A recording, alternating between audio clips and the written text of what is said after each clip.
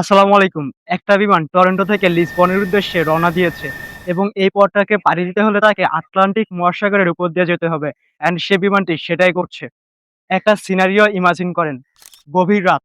Atlantic মহাসাগরের ৩৯,০০০ foot উচ্চতায় একটি বিমান উঠছে। চারপাশটা ঘুটঘুটে অন্ধকার এবং নিচে সমুদ্র। ঠিক এই মুহূর্তে প্লেনের পাইলট আবিষ্কার করলেন যে যান্ত্রিক ত্রুটির কারণে সেই বিমানটির জ্বালানি সম্পূর্ণ শেষ হয়ে গিয়েছে। এখন একটা জিনিস ইমাজিন করেন যে মাটি থেকে ৩৯,০০০ ফুট উচ্চতায় একটা বিমানের জ্বালানি শেষ হয়ে যাওয়া মানেই নিশ্চিত মৃত্যু। কিন্তু একটা অদ্ভুত বিষয় হচ্ছে সেই বিমানটির কোনো দুর্ঘটনা ঘটেনি। সেই বিমানটির কোনো ক্ষয়ক্ষতি হয়নি। সেখানে কেউ মারা যায়নি। ইভেন সেই বিমানেরও কোনো ক্ষতি হয়নি। আল্লাহর রহমতে সহি সালামতে সেই বিমানটি ল্যান্ডিং করেছিল। এখন প্রশ্ন হচ্ছে সেই বিমানটি কিভাবে জ্বালানি ছাড়া বাতাসের উপর ভর করে এত কিলোমিটার চলল এবং কিভাবে সেই বিমানটি সহি সালামতে ল্যান্ডিং করলো কোনো ক্ষয়ক্ষতি ছাড়াই? তারই বিস্তারিত জানবো আজকের প্রতিবেদনে। ২০০১ সালের ২৪শে আগস্ট ফ্লাইট 236 টরন্টো পিয়ারসন বিমানবন্দর থেকে পর্তুগালের লিসবনের উদ্দেশ্যে রওনা দেয়। অত্যাধুনিক এয়ারবাস A330 বিমানে তখন যাত্রী ছিল ২৯৩ জন আর ক্রু সদস্য ছিল ১৩ জন। আটলান্টিকের উপর দিয়ে যখন বিমানটি উঠছিল তখন সবকিছু ছিল স্বাভাবিক। যাত্রীদের অনেকেই তখন গভীর ঘুমাচ্ছন্ন, কিন্তু ককপিটের ভেতরে তখন শুরু হয়েছে এক নীরব আতঙ্ক। রাত তখন ৫টা ৪১ মিনিট। পাইলট রবার্ট পিচে লক্ষ্য করলেন ডান পাশের ইঞ্জিনে তেলের চাপ কমে যাচ্ছে এবং তাপমাত্রা বাড়ছে। প্রথমে তারা মনে করেছিলেন এটি কেবলই কম্পিউটারের কারিগরি ভুল, কিন্তু তারা জানতেন না ইঞ্জিনের একটি ফুয়েল পাইপ ফেটে গিয়ে অঝরে জ্বালানি সাগরে পড়ে যাচ্ছে। প্রতি সেকেন্ডে লিটার লিটার তেল হারিয়ে যাচ্ছে গভীর গহ্বরে। পাইলটরা এই লিক বুঝতে না পেরে এক মারাত্মক ভুল করে বসেন। তারা বাম পাশের তেলের ট্যাঙ্ক থেকে ডান পাশে তেল ট্রান্সফার করতে শুরু করেন যাতে ব্যালেন্স ঠিক থাকে। ফলাফল যা হওয়ার তাই হলো, বাম পাশের ভালো রিজার্ভ থেকেও সব তেল লিক হয়ে সাগরে পড়ে গেল। ৫টা ৫৪ মিনিটে বিমানটি তার মূল্যবান জ্বালানির শেষ বিন্দুটিও হারিয়ে ফেলে। ৬টা ১৩ মিনিটে বিমানের ডান পাশের ইঞ্জিনটি প্রথমে বন্ধ হয়ে যায়। এর ঠিক ১৩ মিনিট পর ৬টা ২৬ মিনিটে বাম পাশের ইঞ্জিনটিও চিরতরে বন্ধ হয়ে যায়। একবার ভাবুন, আটলান্টিক মহাসাগরের ৩৯,০০০ ফুট ওপরে একটি দানবীয় বিমান এখন পুরোপুরি ক্ষমতাহীন। বিমানের ভেতরের সব আলো নিভে গেল। যাত্রীদের চিৎকারে প্রকম্পিত হয়ে উঠল কেবিন। পাইলট রবার্ট পিচে বুঝতে পারলেন তাদের নিচে এখন কেবল কয়েক হাজার ফুট গভীর ঠান্ডা পানি আর নিশ্চিত মৃত্যু।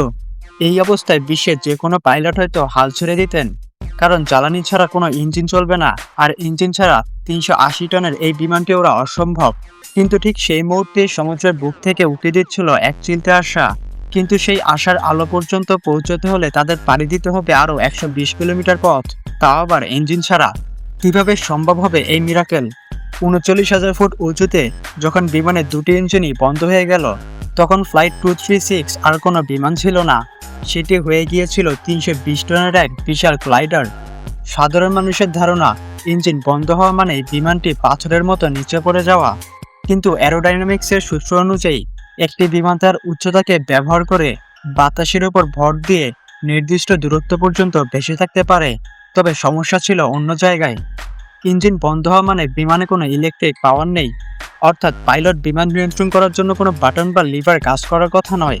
কিন্তু ঠিক সেই মুহূর্তে বিমানের পেটের তলা থেকে স্বয়ংক্রিয়ভাবে বেরিয়ে এলো র্যাট, অর্থাৎ র্যামিয়া টারবাইন। এই ছোট্ট ফ্যানটি পাইলট রবার্ট পিচেকে বিমানের নিয়ন্ত্রণ ধরে রাখার জন্য ন্যূনতম শক্তিটুকু যোগাচ্ছিল। পাইলট রবার্ট পিচে ছিলেন একজন অভিজ্ঞ গ্লাইডার পাইলট। তিনি জানতেন ইঞ্জিন ছাড়া বিমানটি প্রতি ১ কিলোমিটার নিচে নামার বিনিময়ে প্রায় ১৭ কিলোমিটার পথ সামনে এগোতে পারবে। কিন্তু তাদের সবচাইতে বড় চ্যালেঞ্জ ছিল দূরত্ব। তখন তারা অ্যাজোরেস দ্বীপপুঞ্জ থেকে প্রায় ১২০ কিলোমিটার দূরে। ৩৯,০০০ ফুট উচ্চতা থেকে এই পথ পাড়ি দেওয়া ছিল আক্ষরিক অর্থেই এক অসম্ভব সমীকরণ। ইঞ্জিনে সে পরিচিত গর্জন নেই, আছে শুধু বাতাসে তীব্র শাঁসার শব্দ। পাইলটকে এমন এক গতি বজায় রাখতে হচ্ছিল যাতে বিমানটি স্টল না করে, আবার খুব দ্রুত নিচেও নেমে না যায়। এক ফোঁটা তেলের অপচয় করার সুযোগ নেই, কারণ তেলই তো নেই। প্রতিটি সেকেন্ড তখন ছিল জীবন আর মৃত্যুর মাঝখানে এক সুতোর ব্যবধান। রাত তখন ৬টা ৪৫ মিনিট। বিমানটি এখন ৩৩,০০০ ফুট থেকে দ্রুত নিচে নেমে আসছে। পাইলট রবার্ট পিচের রাডারে দেখতে পেলেন পর্তুগালের মালিকানাধীন অ্যাজোরেস দ্বীপপুঞ্জের ছোট্ট একটি সামরিক ঘাঁটি, লাজাস এয়ারবেস। এটি ছিল তাদের বেঁচে থাকার শেষ এবং একমাত্র সুযোগ। কিন্তু সমস্যা হলো বিমানটি তখনও দ্বীপ থেকে 65 মাইল দূরে এবং উচ্চতা খুব দ্রুত নেমে যাচ্ছে। বিমানের ভেতরে তখন এক ভয়াবহ দৃশ্য। বাতাসের চাপ কমে যাওয়ায় উপর থেকে অক্সিজেনের মাস্কগুলো নেমে এসেছে। কোনো ঘোষণা নেই, পাইলট কেবল একটি নির্দেশ দিলেন, ক্র্যাশ ল্যান্ডিংয়ের জন্য প্রস্তুত হন। যাত্রীরা একে অপরের হাত ধরে শেষবারের মতো সৃষ্টিকর্তাকে ডাকছেন। তারা জানতেন এই ঘুটঘুটে অন্ধকারে সাগরের মাঝখানে ক্র্যাশ করার মানে হলো এক মুহূর্তেই সব শেষ। পাইলট রবার্ট পিচে এক অদ্ভুত সংকটে পড়লেন। তিনি দেখলেন বিমানটি যদি সোজা দ্বীপে যায় তবে তার উচ্চতা প্রয়োজনের চেয়ে বেশি থাকবে এবং রানওয়ে ছাড়িয়ে সাগরে গিয়ে পড়বে। আবার যদি গতি কমানোর চেষ্টা করেন তবে বিমানটি মাঝপথেই সাগরে আছড়ে পড়বে। ঠিক এই সময় তিনি এক অবিশ্বাস্য সিদ্ধান্ত নিলেন। তিনি বিমানটিকে ডানে বামে সাপের মতো করে ঘোরাতে শুরু করলেন, যাকে বলা হয় অ্যাস্টার্ন, যাতে অতিরিক্ত উচ্চতা কমিয়ে রানওয়ের সাথে সঠিক অ্যালাইনমেন্টে আসা যায়। ভাবুন তো একবার, বিমানে কোনো ইঞ্জিন নেই, রানওয়ের লাইটগুলো ছাড়া আর কিছুই দেখা যাচ্ছে না এবং আপনার হাতে কোনো রিটেক করার সুযোগ নেই। আপনাকে একবারেই ল্যান্ড করতে হবে। পাইলটের পিঠ তখন দেয়ালে ঠেকে গেছে, তার কপালে ঘাম, কিন্তু হাত দুটো ছিল ইস্পাতের মতো শক্ত। তাকে ল্যান্ড করতে হবে এমন এক গতিতে যা সাধারণ ল্যান্ডিংয়ের চেয়ে অনেক বেশি ঝুঁকিপূর্ণ। সময় সকাল 6:45। বিমানটি এখন রানওয়ের একদম কাছাকাছি, কিন্তু পাইলট রবার্ট পিচের সামনে এখন সবচাইতে বড় চ্যালেঞ্জ। সাধারণত ল্যান্ডিংয়ের সময় বিমানের গতি থাকে প্রতি ঘন্টায় প্রায় 250 কিলোমিটার, কিন্তু ইঞ্জিন না থাকা এবং উচ্চতা সামলাতে গিয়ে ফ্লাইট 236 এর গতি তখন প্রতি ঘন্টায় 370 কিলোমিটারের বেশি ছিল।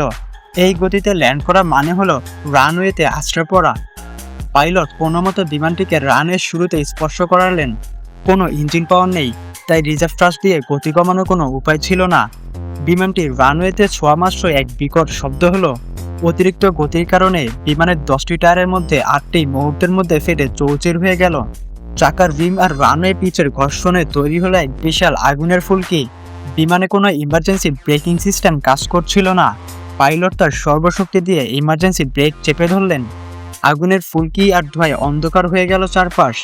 রানওয়েতে থাকা ফায়ার সার্ভিসের কর্মীরা ভাবছিলেন এই বুঝি বিমানটি বিস্ফোরিত হবে। কিন্তু মিরাকেল, রানওয়ে প্রায় 3000 মিটার পাড়ি দিয়ে ঠিক শেষ প্রান্তে এসে বিশাল সেই এয়ারবাসটি থমকে দাঁড়ালো। বিমানটি থামার সাথে সাথেই চারদিকে এক অদ্ভুত নীরবতা নেমে এলো। এরপর শুরু হলো যাত্রীদের কান্নার শব্দ, তবে তা শোকের নয়, বরং ফিরে পাওয়ার আনন্দ। দ্রুত ইমার্জেন্সি স্লাইডগুলো খুলে দেওয়া হলো।